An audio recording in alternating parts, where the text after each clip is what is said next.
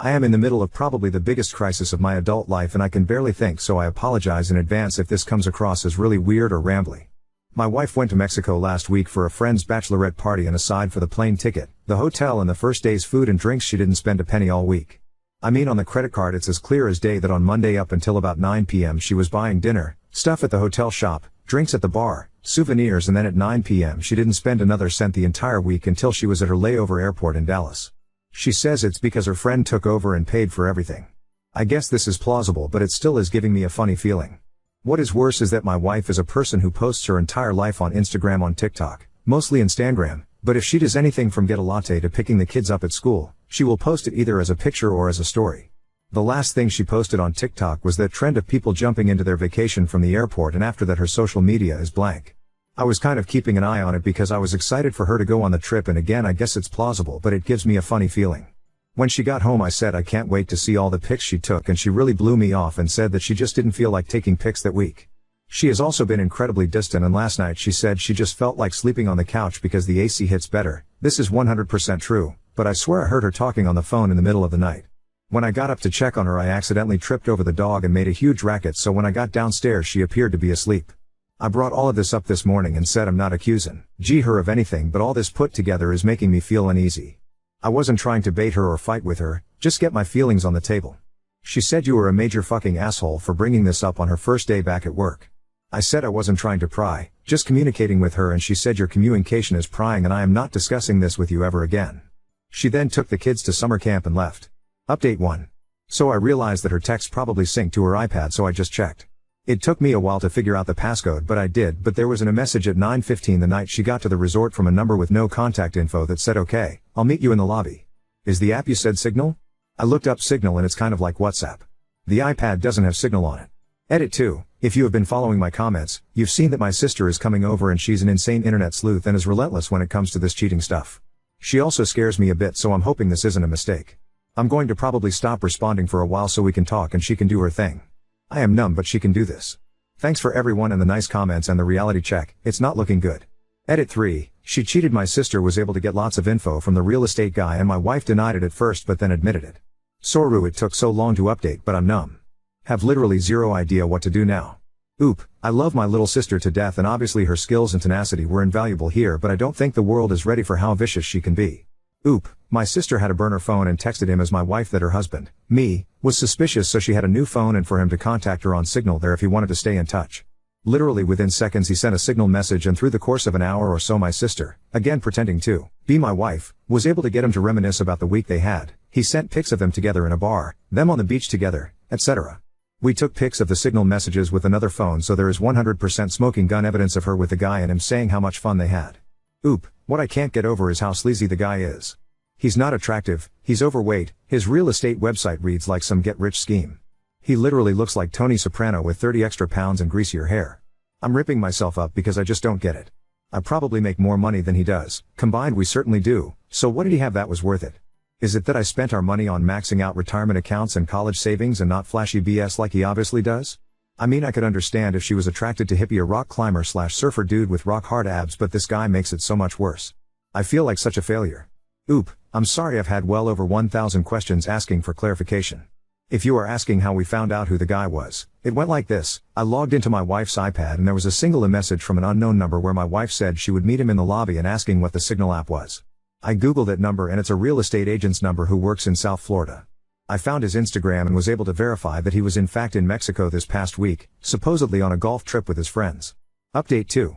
For people looking up our personal stuff, we don't live in Lubbock, nor does my wife work for the Lubbock school system. We grew up in the area and went to college there but have long since moved to another community. Please don't try to research this as you may hurt someone who is totally not involved. I'm getting lots of advice to delete this and I don't want to, but I may have to. Edit 5. I know people really want updates and we've been talking, arguing, screaming, threatening all day long. I'm more confused than I was this morning, that's for sure. But I'm also confused, exhausted, sad, upset, nervous, and I don't know what to do. I did make a preliminary appointment with a family law attorney tomorrow to talk about protecting assets and how to navigate the legal way ahead regardless of what I chose to do. I will say that there's S subreddit that this was cross-posted to and it may be the most toxic group of people I've ever seen online and I feel really bad for those people. As for the privacy issues, no one has figured out who we are. That's not a challenge, by the way. I'm very tired and I doubt people are still invested, but if there's still interest I can update either on this post or a new in a few days. I'm really hoping to sleep tonight. My sister still has the kids and they are having a blast and went to the lake with her boyfriend's family today, so I'm glad they are in good hands. Oop, in one of her more lucid moments today I was begging her to tell me why she chose a guy who weighs 300 pounds with greasy hair on his fourth marriage with at least 6 kids, and she flat out told me he made her feel special. I guess I don't know women at all because I've spent my entire life trying to not be that guy and have my wife set up for retirement, my kids set up for college, we have a nice second home on the lake, I took risks to move from engineering to management in my company so I could provide our family with everything. I work late hours, I love my kids and coach little league and volleyball and swimming even though I can barely doggy paddle. I love her parents and paid for them to go to Hawaii with us last year. And fucking fat Tony Soprano with his rented Ferrari on his awful Florida real estate site made her feel special, and I'm looking at the prospect of legitimately not seeing my kids on Christmas morning ever again. Oop, in 1 minute she's devastated and begging me not to do anything rash and asking me to think of what the kids will do being raised in a split household, and in the next she's utterly unapologetic and telling me I caused all of this. I'm all over the place emotionally too, so I get it, but it's a little hard to hear that I caused this. Oop, it will definitely happen, but I need to talk to the lawyer tomorrow first. I think if I hadn't asked my sister to babysit yesterday and today, this would now be a viral cheater story all over TikTok with the pics to prove it. Oop, no, nothing graphic, just like selfies taken at the bar with arms around each other, them sitting on the beach in lounge chairs sort of snuggled up. There's a few pics where he paid for her to do parasailing and riding ATVs. There's enough where she can't deny she was spending time with him, but nothing graphic enough that would make me want to blow my brains out. Update 3. First of all, I am now in the process of getting a legal separation from my wife with the aim of getting divorced. She and I both want to take the process very slow so it's fair to everyone. I do have a personal lawyer who is handling the separation, but even she recommends that it will be cheaper and easier for us to do a mediated divorce. She, the lawyer, not my wife, has a colleague who has this sort of package deal where we will work with a certified counselor while we are meeting with a mediation lawyer to handle the legal aspects. The goal is to learn to be co-parents and friendly while go through the breakup. I know my wife is hoping to see the counselor with the aim of reconciling. I am doing the counseling so I can learn how to treat her with some sort of respect as the mother of my kids for their benefit. I can't possibly see reconciling, but I guess stranger things have happened. Those of you who read along last week know that my sister is one of those internet sleuths who, if you tell her a first initial and someone's eye color, she can come up with a person's entire life history in a matter of minutes. I've pretty much let her handle all of the dirty work. She did some research on the guy and he's an absolute piece of shit. He has judgments and liens against him all over the country. He has 6 kids with 4 different women and is delinquent on child support on most of them. It seems like his mo is to just wait until the kids turn 18 and hope they stop coming after him. And this is the guy my wife picked to ruin everything for. My sister did get in touch with his current wife and said that she has pics and text messages that prove he was cheating, and so far has not heard back from her. Who knows what's going on with that? My assumption is it's happened so many times, she expects it and or tolerates it, but maybe we'll hear back from her. My wife and I are still in the house together until the separation is official, and we may continue to be even after the legal separation is done. I just don't know, and I figure as long as we can be friendly to each other then it's okay. I had to go away on business last week, and when I got back on Saturday it was pretty clear the fight in her was gone and she wanted to talk and accept full responsibility and was willing to come clean about the whole thing. I told her I really didn't need to hear any more because her affair partner had confessed the whole thing and even sent pics. I think her thing is that she's utterly humiliated and has been very quiet, even obsequious as her general manner around the house. It's not really what I want because I didn't get married to have a servant, and the change in her normal fiery and funny personality is only a reminder that something is really wrong. Kids are doing fine, they are spending a lot of time with my sister and her boyfriend and his family, so hopefully looking back this will just be the summer before their parents got divorced and are missing the turmoil in the house. I guess if there's questions I can try to answer them, but that's pretty much what's been going on. Oop, good questions. I don't think there was anything planned for the trip to Mexico. It seems like my wife just met the guy in the bar on the first night and he charmed her and it was off to the races. My wife is insistent that the other women didn't cheat, and she says they are totally disgusted with her for her behavior on the trip, and basically they had you tell him or we will threat against her when they found out that she was actually sleeping with him. Since I found out on the first day of her being back, they didn't need to carry through. I have no idea if any of that is true or not, but my lawyer did advise to handle informing their SOs very carefully. Oop, she didn't know to use Signal, he's the one that told her about it and told her to download it. Oop, she claims she hasn't been in touch since Saturday before they left, they came back last Monday, and is willing to let me go through her phone to prove it. She claims the middle of the night couch phone call was one of the friends who were making sure she knew that they were telling me if I didn't. Now on to story 2, boyfriend quit his job without telling me and now I'm financially supporting him, but he refuses to get a job and expects me to buy him things. My boyfriend, 33 meters, quit his job last year without telling me. I only found out 2 days before the rent was due. We split everything 50-50, when I asked him for his part of the rent. When I asked, he simply told me he quit because he was tired of working at that place. Since then, I've been paying for everything, including rent, food, gas, bills, and anything he needs. I had to work 2 jobs while going to school for a while. It was hard. But I finally finished school a couple months ago and I found my dream job. I make enough to live comfortably, even take care of my BF and still have money for saving. However, I still want him to get a job to support himself because I think as an adult, he needs a job. But I feel like really on me too much and he thinks since my job pays well, he doesn't have any reason to work. He always say things like you make good money now so maybe you could buy me my dream car or you should open a business for me to run. It bothers me a lot. I don't mind supporting my partner financially if there's a legit reason that prevent him from working, but it's not the case.